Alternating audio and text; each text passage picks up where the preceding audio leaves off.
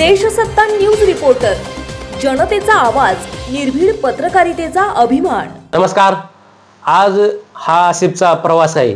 या प्रवासामध्ये अतिशय खंबीरपणे वडिलांसारखे साथ देणारे आसिफचे सासरे मामा त्यांनी भक्कमपणे साथ दिली।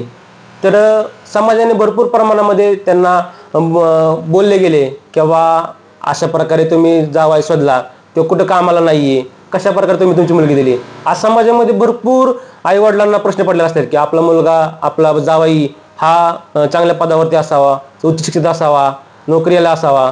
परंतु आज हा जो मुलीचा वडिलांचा प्रवास आहे किंवा त्यांचं म्हणणं काय ते आपण यांच्या नमस्कार, काय सांगाल तुम्ही ज्यावेळेस आसिफला तुमची मुलगी दिली किंवा आसिफचा हा प्रवास तुम्ही डोळ्याने पाहिलाय गेले 4-5 वर्ष, कशा प्रकारे आणि पाठीमागचा प्रवास तुम्ही ऐकलाय, तर कशा प्रकारे समाजाला काय सांगाल किंवा तरुणाला काय सांगाल?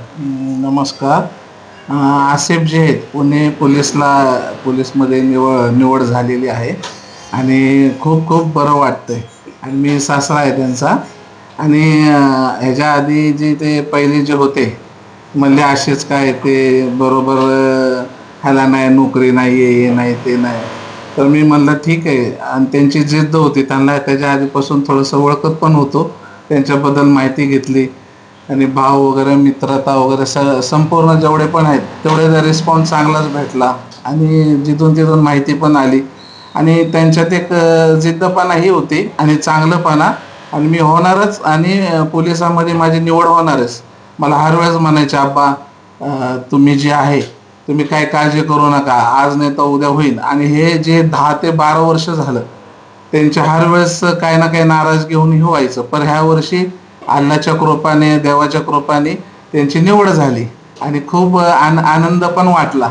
आणि आसिफ जे शेख आहेत त्यांना पण आधी मी म्हणलं होतं जाऊन द्या, हे काय होणार नाही होणार, 10-12 वर्ष झालं प्रवास चालू आहे, तर तुम्ही काय करा ना, तुम्ही आता बिर्ला लाईनमध्ये, आम्ही छोटे मोठे कामं करतो, लय मोठा बिर्ला आहे पुण्यामध्ये, माझं कन्स्ट्रक्शनचं काम चालतंय, तर मी त्यांना तेच म्हणलं तुम्ही ह्या क्षेत्रात या आणि हे पण यायचे बरंच वेळ माझ्या साईटवर व्हिजिट वगैरे करायचं आणि ह्यांना माहिती पण होतं काय आणि काही माहिती पण झालं। पर मी म्हणायचो आता येत भट्टी टाका तिथं गावाला किंवा मग बिर्ला लाईनीमध्ये या, ते मला एवढंच म्हणायचे, 1च वर्ष थांबा, 1च वर्ष थांबा। मग मला पण त्यांच्या जे जिद्दमध्ये नाही चांगलं पण वाटायचं की त्यांचं होईल, संघर्षमध्ये ते यश मिळवतात, मग ते असं वाटायचं। आणि त्याच्यानंतर मग ह्या वर्षी त्यांचा नंबर लागला आणि आमच्या जिथं होते ते, आणि माझ्या मुलीने पण भरपूर त्यांना सपोर्ट केला। नाज मुलगी आहे माझी आणि दोघांचे लय चांगले म्हणजे एकमेकाला ते गाईड्स करतात। मला पण म्हणायचे पप्पा होईल, ते टेन्शन घेऊ नका, आणि मी कशाला घेऊ, तू आणि ते चांगले आहेत, मला काय पाहिजे, माझ्या मुलीला तर ते जेवण हर एक चांगलं फिरवणं, घर बीर बांगला पण आहे बारामती, वडगाव, लिंबाळकर मध्ये, अजून काय पाहिजे, आई वडिलांना तेच लागतं, म्हणून मी खुश असायचो, मला काही प्रॉब्लेम नव्हतं। फक्त मला एवढंच वाटायचं की माझे पण जावं काय ना काय आपलं थांबतात, हो पुढं। तर मग त्यांना त्यांचे मित्र जे आहेत बोराडे सर, शेलार सर आणि स्वप्नील भैया, अजिक अँथोनी आणि यांचे दोन्ही भाऊ, 3-4 भाऊ पूर्ण, मुन्नाबाई असेल आणि मग त्याच्यानंतर फिरोजबाई, मग जेवढे पण त्यांचे भाऊ आहेत, मग त्यांचं पण प्रतिसाद ह्यांना लय होता आणि ते हर एकच वेळ म्हणायचे हो जाएगा टेन्शन होतं, पण मी टेन्शन नव्हतं घेत, कारण मला एकच वाटायचं माझे जावई जे आहेत ना ते जिद्द माणूस आहे आणि ते वर्दी मिळवत्यानच, आणि ते आधीपासूनच असे होते। आणि मध्ये पण त्यांनी ह्याच्यात थांबले होते, काय म्हणतात सर ते इलेक्शनला,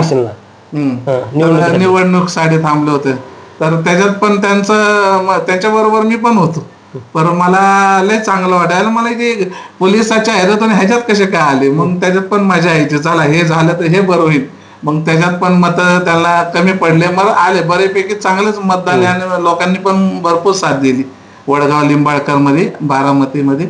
मग त्याच्यात त्यांचं हे नाही झालं, मग आता 2-2.5 महिन्यात त्यांना नोकरीच लागली, एवढा आनंद झाला, एवढा की सांगूच नका।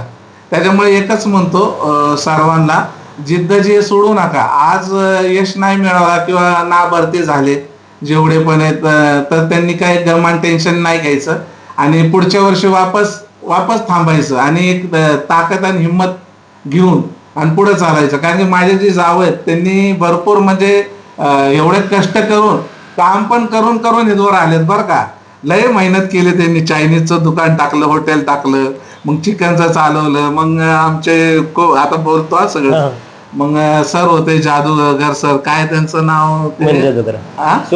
हा, ते सरांनी पण जे आहे त्यांनी पण त्यांना योगदान दिलं. आणि खूप जेवढे पण मित्र आहेत ना, जेवढे बारामती, वडगाव, पुण्यामध्ये जावयांचे आमचे लय त्यांनी म्हणजे एक प्रकारे सगळ्यांनी सपोर्ट केला.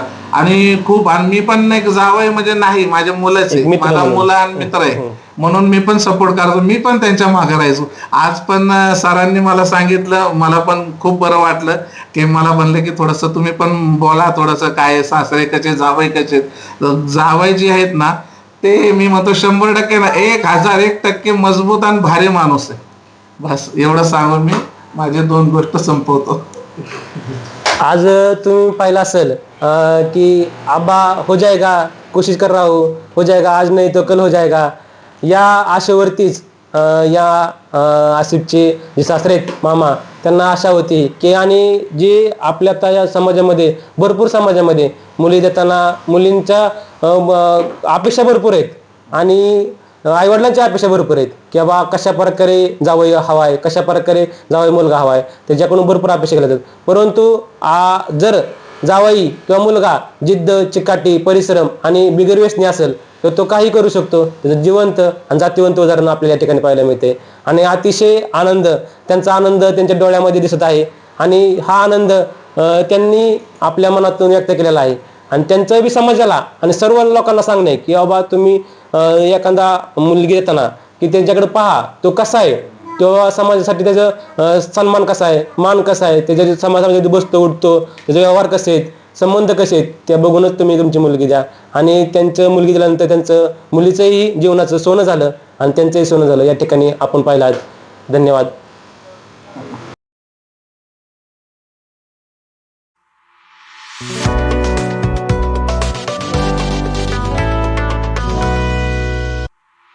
Thank you.